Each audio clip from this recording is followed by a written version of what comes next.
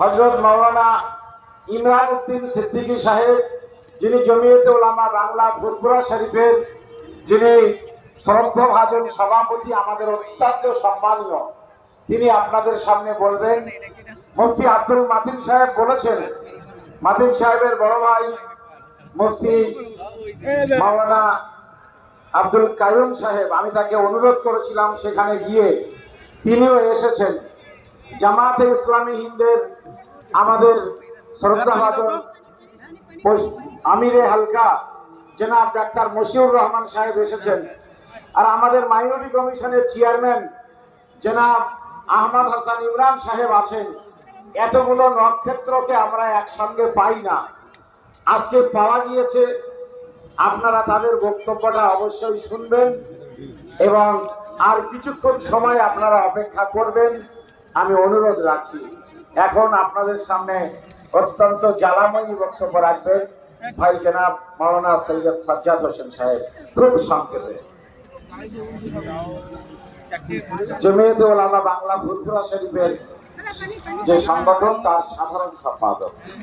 আসসালামু আলাইকুম। মঞ্চে উপস্থিত আজকের এই তাৎপর্যপূর্ণ সভার সভাপতি, যার বক্তব্য আপনারা এখন শুনছিলেন, মুসলিম পার্সোনাল ল বোর্ডের এ রাজ্যের সদস্য তথা এ রাজ্যের তিনি মূল দায়িত্বে আছেন। সময় কম, মঞ্চে একাধিক সংগঠনের সম্মানীয় নেতৃত্ববৃন্দ উপস্থিত আছেন। উপস্থিত আছেন ফুরফুরা শরীফের জমিয়তে উলামা বাংলার সভাপতি, বাংলার লক্ষ লক্ষ মানুষের হৃদয়ের স্পন্দন পীর আল্লামা ইমরান উদ্দিন সিদ্দিকী, বিভিন্ন সংগঠনের সমর্থক, ভালোবাসার মানুষ, সদস্য, নেতৃত্ব, জেলা, রাজ্য, থানা উপস্থিত হয়েছে। তার সাথে সাথে আমার জমিয়তে উলামা বাংলার হাজারো হাজারো কর্মী বাংলার বিভিন্ন প্রান্ত থেকে ছুটে এসেছেন আজ কলকাতার বুকে এক ইতিহাস তৈরি করতে, যে ইতিহাস আগামী দিনে কেন্দ্রীয় সরকার অধ্যয়ন করতে বাধ্য হবে। আজকের এই সভায় আমি মনে পড়ে যাচ্ছে 100 বছর পুরনো, আমি শতবর্ষ পেছনে ফিরে যাচ্ছি। পশ্চিম বাংলা সহ পূর্ব ভারতের যুব সংস্কারক হযরত পীর আবু বকর সিদ্দিকী দাদা হুজুর কিবলা রাহমাতুল্লাহ আলাইহি, সেদিন তিনি বলেছিলেন, আমার ডান হাতে আছে কোরআন, বাম হাতে আছে হাদিস, বুকে আছে ইসলাম, মাথায় আছে সংবিধান। ব্রিটিশ সরকারের আইন যদি আমার কোরআন বিরোধী হয়, হাদিস বিরোধী হয়, ইসলাম বিরোধী হয়, আমি আবু বকর বলছি, আমার লক্ষ লক্ষ মানুষকে নিয়ে তাকে আমি কখনো মান্যতা দেব না। আজ আমার ফিরে এসেছে সেই দিন। এ আকাশ শুধু মুসলমানদের সম্পত্তি বাঁচানোর লড়াই নয়, এ আকাশ শুধু মুসলমানদের মাদ্রাসা মসজিদ বক্তব্য বাঁচানোর লড়াই নয়, এ লড়াই সংবিধান বাঁচানোর লড়াই, এ লড়াই গণতন্ত্র বাঁচানোর লড়াই, এ লড়াই ভারতের ঐতিহ্যকে রক্ষার লড়াই, এ লড়াই হিন্দু মুসলমানের মধ্যে যে সম্প্রীতি, যে ভালোবাসা, যে সহনশীলতা যুগ যুগ ধরে চলে আসছে, তাকে বাঁচিয়ে রাখার লড়াই। আমি সব ধর্মের, সব বর্ণের, সব ভাষার, সব মতের মানুষকে বলবো, আসুন, আপনারা ভাববেন না মুসলিম সমাজ বিপদে পড়েছে, দেশ বিপদে পড়েছে, দেশ বিপদে পড়েছে, গণতন্ত্র ধ্বংস হতে যাচ্ছে, সাম্প্রদায়িক শক্তি মানুষ যাচ্ছে, সংবিধান লঙ্ঘন হতে যাচ্ছে। এই মাথাবার দায়িত্ব শুধু মুসলমানের নয়, সারা ভারতবর্ষের প্রত্যেকটা মানুষের। আর আজকে মুসলিম পার্সোনাল ল কে আন্তরিক অভিনন্দন জানাবো। সারা দেশব্যাপী, ভারতবর্ষব্যাপী যে আন্দোলনের ঢেউ তুলেছে। আজ যদি আমরা, আজ সেদিন যদি মাত্র 313 জন খোদা প্রেমী, রসুল প্রেমী মানুষ যদি 1000 সুসজ্জিত ইসলাম বিরোধীকে ধ্বংস করে ফেলতে পারেন, আজ মুসলিম পার্সোনাল উদ্যোগে সারা ভারতবর্ষে এই বাংলার বুকে কোটি কোটি রসুল প্রেমী, খোদা প্রেমী, ইসলাম প্রেমী, দেশপ্রেমী মানুষ তৈরি হয়ে গেছে। কেন তোমরা খেতে পারবে না ওই কারণকে? আমার বিশ্বাস ইনশাল্লাহ আপনারা যদি সৎভাবে এগিয়ে চলেন, আগের সাথে এগিয়ে যান, দল থাকবে, মত থাকবে, ভাবনা থাকবে, চিন্তা থাকবে, অনেক দর্শন থাকবে। ইসলামকে বাঁচানোর জন্য, জাতিকে বাঁচানোর জন্য, জাতিকে বাঁচানোর জন্য, সংবিধানকে বাঁচানোর জন্য আমরা একত্রিত হয়েছি। আগামী দিনে এই ইউনিটিকে আমাদের বজায় রাখতে হবে। আপনারা যারা বিভিন্ন প্রান্ত থেকে এসেছেন, সমস্ত সংগঠনের নেতৃত্ববৃন্দ, সদস্যবৃন্দ, তাদেরকে আমি আমার জমিয়তুল উলামা বাংলার পক্ষ থেকে আন্তরিক অভিনন্দন জানাচ্ছি, মুবারকবাদ জানাচ্ছি।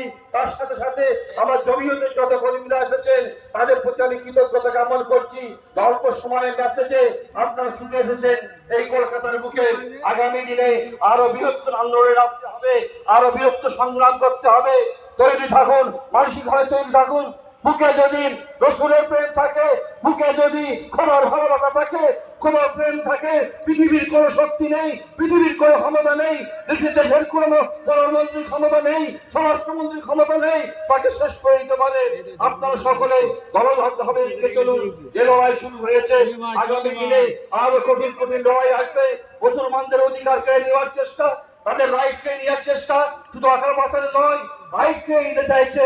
আপনারা সকলে দলবদ্ধ হবে, এই সংগ্রামে সামিল হবে। আরো অনেক বক্তা এখানে আছেন, অনেকের কথা শুনেছেন। একটা মূল কথা হচ্ছে লড়াইয়ের মাঠে থাকতে হবে, লড়াইয়ের ময়দানে থাকতে হবে, লড়াইয়ের আহ্বানে সমাবেত হতে হবে। আমি আবার মঞ্চে যারা উপস্থিত আছেন, আমি তাদের সকলকে আমার জমিয়তুল উলামা বাংলার রাজ্য সম্পাদক হিসাবে আন্তরিক অভিনন্দন, মুবারকবাদ জানিয়ে শেষ করছি। শেষ কথা বলতেই হবে কামরুজ্জামান ভাইয়ের কথা। একটা তরুণ তাজা টকবকে যুবক বাংলার কোনায় কোনায় ঘুরে, গলিতে গলিতে ঘুরে আপনাদের সকলকে একত্রিত করতে পারছে। তার চেষ্টা, তার ইচ্ছা, তার অনুপ্রাণিত হয়ে বাংলার বিভিন্ন প্রান্ত থেকে হাজারো হাজারো মানুষ, আর কলকাতায় যত মানুষ এখানে আছে, আমি আস্তে আস্তে দেখলাম কত মানুষ রাস্তা চতুর্দিকে আছে। এখানে যত হাজার আছে, এর থেকে বেশি লোক কলার বিভিন্ন ছড়িয়ে জায়গা পাচ্ছে না। তাই আমি জমান ভাই জমিয়তের পক্ষ থেকে আন্তরিক অভিনন্দন জানাবো। একথা বলে আপনাদের সকলকে আবার একবার সালাম জানিয়ে শেষ করছি। আল্লাহ হাফেজ। শুকরিয়া সাজ্জাদ সাহেবকে। এখন বক্তব্য রাখছেন জমিয়তে আহলে হাদিসের আলমগীর সর্দার সাহেব। এখন বক্তব্য রাখছেন আলমগীর সর্দার সাহেব। আসসালামু আলাইকুম ওয়া রাহমাতুল্লাহ। আমাদের আসার উদ্দেশ্য আপনারা প্রত্যেকে জানেন, ভারতবর্ষে যত সম্পদ আছে সরকারি, সেই সম্পদের সবচেয়ে বেশি সম্পদ আছে রেল বোর্ডের কাছে, দ্বিতীয় পর্যায়ে আছে প্রতিরক্ষা বিভাগের কাছে, তৃতীয় পর্যায়ে যে সম্পদটা আছে সেটা মুসলিমদের ওয়াকফ সম্পত্তি, যার পরিমাণ হলো 27,12,000 বিঘারও বেশি। এত বৃহৎ সম্পদ সরকারি তথ্য অনুযায়ী। আর বেসরকারি তথ্য যদি আমরা এক জায়গায় করি তাহলে নিঃসন্দেহে মনে হবে সবচেয়ে বেশি সম্পদ আছে ওয়াকফ বোর্ডের কাছে। এই ওয়াকফ বোর্ডের এত সম্পদ, যেখানে দাঁড়িয়ে আজকে আমরা প্রোগ্রাম করছি, তার চতুর্দিকে যদি আমরা তাকাই, পিছনে আমাদের আছে রাজভবন, তারপরে আছে আমাদের ইডেন গার্ডেন, তারপরে আছে রেড রোড, ফোর্ট উইলিয়াম। এমনি ভাবে যদি একটা একটা করে আলোচনা করি তাহলে দেখবো গোটা সম্পদ, সবচেয়ে বৃহৎ সম্পদ মুসলমানদের কাছে আছে। আশ্চর্য হয়ে যেতে হয়, 1999 সাল পর্যন্ত পশ্চিমবাংলা অর্থাৎ কলকাতার বুকে বলা চলে 2555 বিঘার সম্পত্তির মাত্র ভাড়া দিয়েছেন মাত্র 159 টাকা করে মাসে, মাত্র ভাড়া দিয়েছেন। মুসলমানরা আন্দোলন করতে যায়নি। আজকের আনন্দবাজারের খবর অনুযায়ী যদি পশ্চিমবাংলার ওয়াকফ সম্পদ যেটা আছে 1,48,200 প্রপার্টি আছে পশ্চিমবাংলাতে, আনন্দবাজার খবর করেছে 900 কোটি টাকা আসা সম্ভব। সেটাও যেমনি আমরা আন্দোলন করতে যাইনি।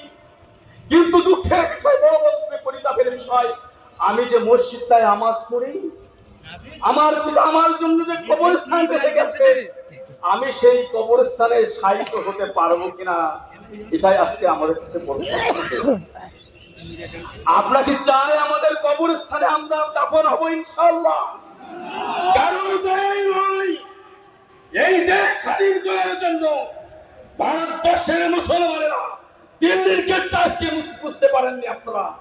92,000-এর মধ্যে 62,000-এর অধিক মুসলমানদের নাম। পরিশেষে দু একটি কথা বলবো, মুসলমানরা তরবারির জোরে আসেনি, আর আপনার হয়তো পালিয়ে যাবে না। মুসলমানরা ফিরাউনকে দেখেছে, মুসলমানরা কারুনকে দেখেছে, মুসলমানরা সাদ্দাতকে দেখেছে, আবু জেহেল আবুল হাব দেখেছে। আজকের অমিত শাহ মোদীকে ভয় পাওয়ার মুসলমানদের কিছু নেই। সুতরাং আপনারা প্রস্তুত থাকুন, আগামী দিনে বৃহৎ আন্দোলনের মাধ্যমে আমরা তো ওয়াকফ সম্পত্তি রক্ষা করতে পারি। আল্লাহ আমাদের সেই তৌফিক দান করুন, আমিন। মঞ্চে বরেণ্য ব্যক্তিত্বরা উপস্থিত আছেন, তাদের কথা না শুনে আমরা এই রানী রাসমণি ছেড়ে যাব না। থাকবেন তো আপনারা?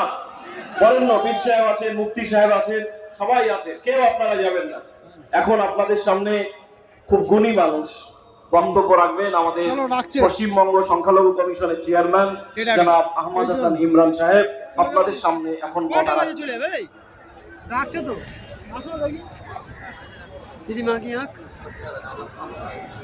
তোরা যা, আমি বাসে করে চলে যাবো। ঘিরে ধরিস। আল্লাহু আকবার, আল্লাহু আকবার। অল ইন্ডিয়া মুসলিম পার্সোনাল কানুন বাতিল করো, ওয়াকফ আইন মানছি না, ওয়াকফ আইন মানছি না, মানবো না। নারায়ে তাকবীর। সমস্ত প্রশংসা আল্লাহ, সেই আল্লাহ যিনি সমগ্র সৃষ্টি করেছেন, যিনি মানুষকে সৃষ্টি করেছেন এবং যার কাছে প্রত্যেক মানুষকে ফিরে যেতে হবে। দরুদ ও সালাম তার প্রিয় নবী মুহাম্মদ সাল্লাল্লাহু আলাইহি সাল্লামের উপর।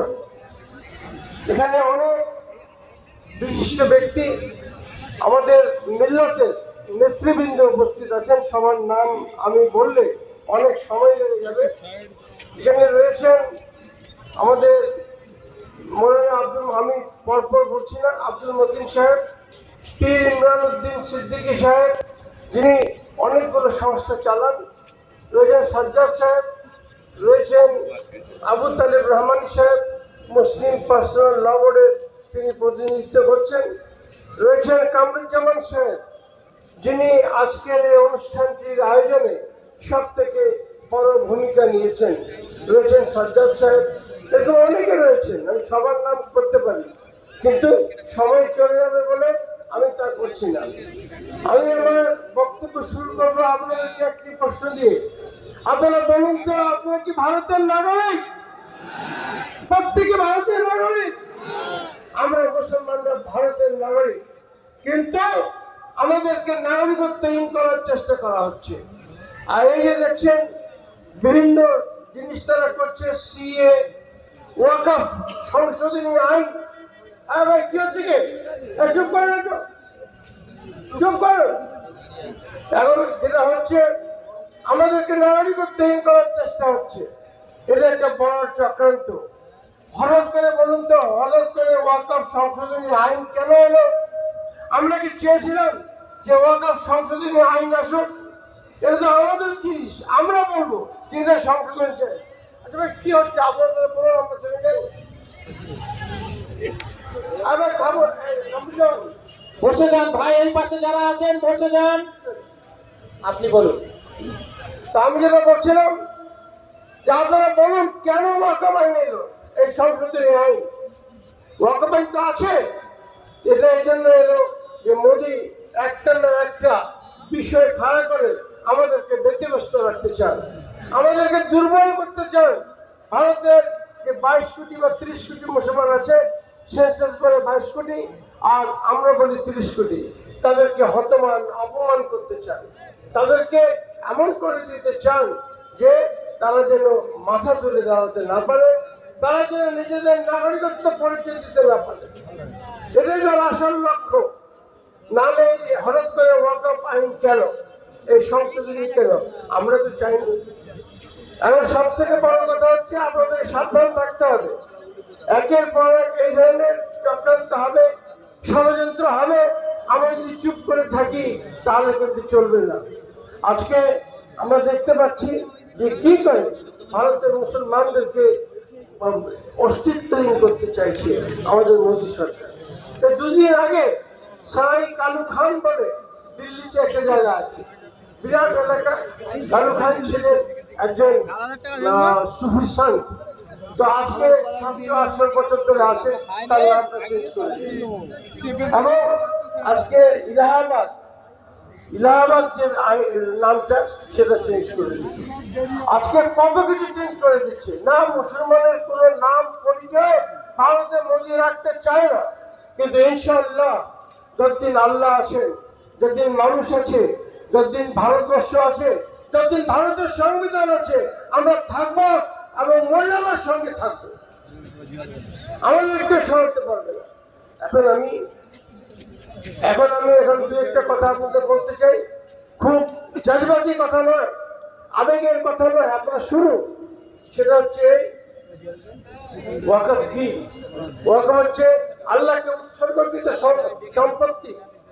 যারা মদিনায় গেছেন, যারা খোঁজ খবর রাখেন, যারা মক্কায় গেছেন, তারা জানেন সাহাবাদের সময় ওয়াকফ করা হয়েছিল।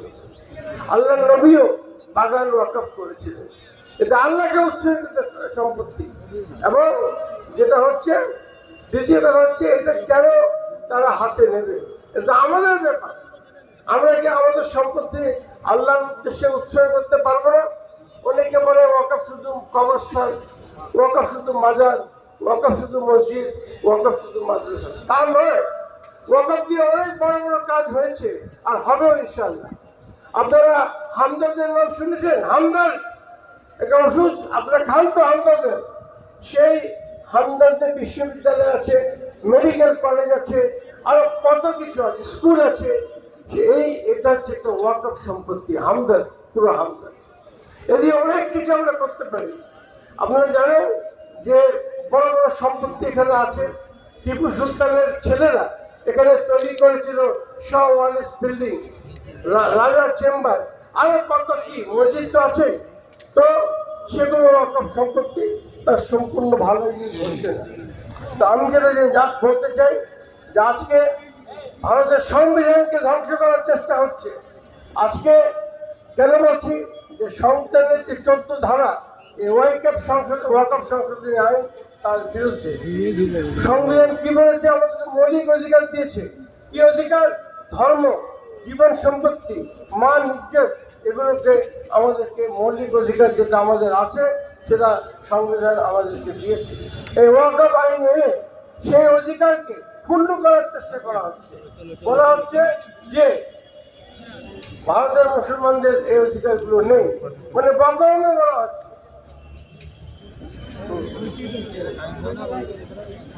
বদনামে বলা হচ্ছে। তাই আমরা বলবো যে আজকে আমাদের দেখতে হবে যে ওয়াকফ আইনে নানা কথা বলা হচ্ছে আমাদের শিক্ষা প্রতিষ্ঠানগুলো ওয়াকফে, আমাদের স্বাস্থ্য কেন্দ্রগুলো অনেকগুলো আছে ওয়াকফে। ভোপালের মহারানী বেগম তিনি এমন সব সম্পত্তি দিয়ে গেছেন যার কোনো তুলনা নেই। তো এগুলো তো আছে, কেন মোদী এগুলো হাত দিতে চায়? কেন মোদী বলছে এই যে অমুসলিমরা থাকতে হবে, দুজন অমুসলিম থাকবে, কেন থাকবে? আমরা কি বলছি যে বাবরি মসজিদ যে আমাদের কাছে ছিনিয়ে নিয়েছে, রাম জন্মভূমি ন্যাস করেছে, রাম জন্মভূমি ট্রাস্ট করেছে, তাতে দুজন মুসলিমকে পাঠাচ্ছে।